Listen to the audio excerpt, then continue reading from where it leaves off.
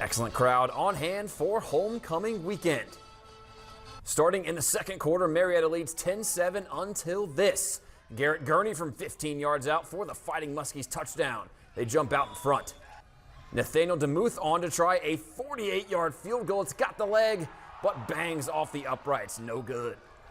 Pio defense would get it right back. Gurney on the run, looking to throw downfield, and take a look at this interception from Drew Neal. He brings it in with one hand to get the offense back on the field.